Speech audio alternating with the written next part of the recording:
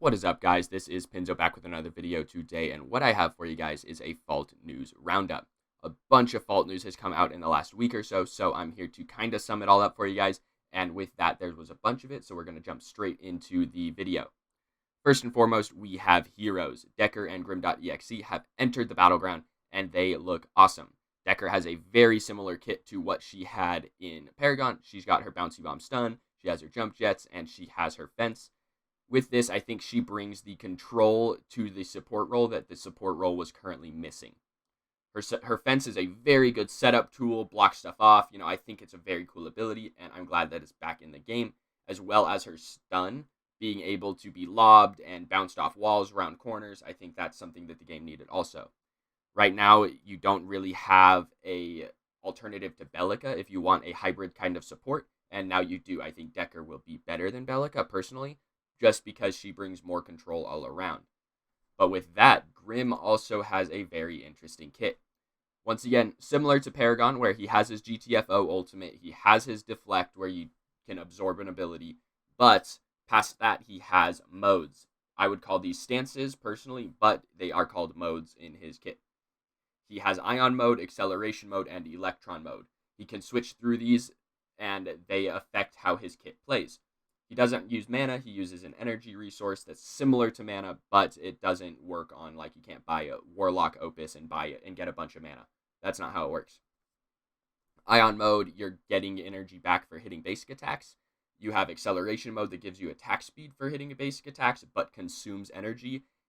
And Electron mode gives you an increased basic attack range, but costs energy to use basics. He's going to have a super interesting playstyle, and I think he'll have the highest skill ceiling for a while. He's going to be really hard to figure out, but as soon as people figure him out, I think he'll be very strong.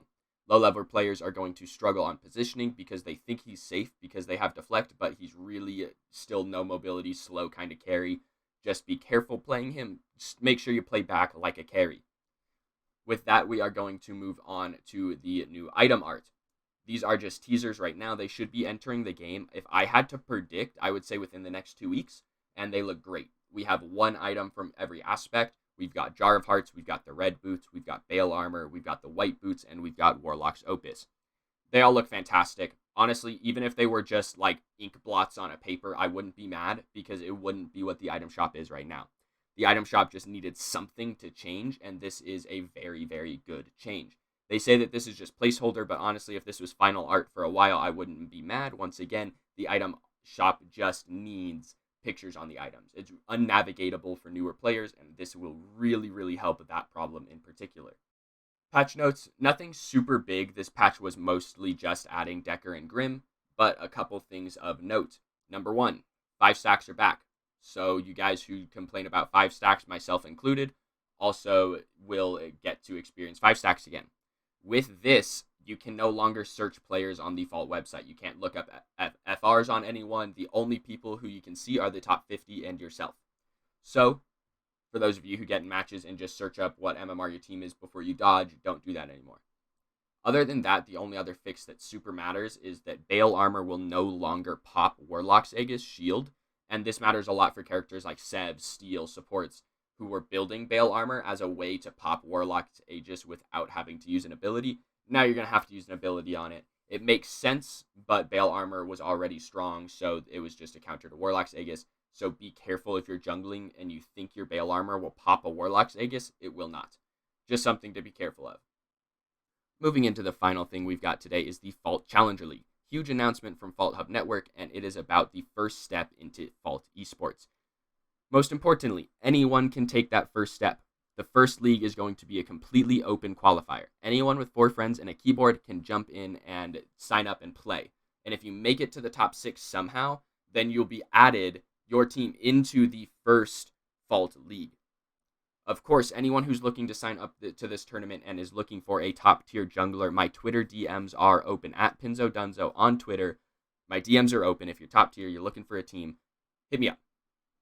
Anyway, this is huge. $1,000 prize pool split between EU and NA. It's going to be a double elimination best of 1 bracket. If you lose twice, you are out. If you make it to the top 6, you're into the league. Anyone who's looking to put their name into Fault Esports, this is a great way to do it. Even if your team isn't great, even if you're not going to win, play And if you are good, people will notice that. And once you catch people's eye, that's how you get out of tier 3, tier 2 esports into the tier above that. I've tried it before. It happens. I promise. This is the way that it goes. With all that said, that's all the announcements for this week. I thought there were some more, but I guess that's it. But some big ones. Got some new heroes. We've got some patch notes. We've got item art coming, and we've got a Fault Esports League coming. Huge things are changing in Fault. I can't wait to see where the game takes them. But as always, guys, if you liked, please do like the video. If you enjoyed, please do subscribe.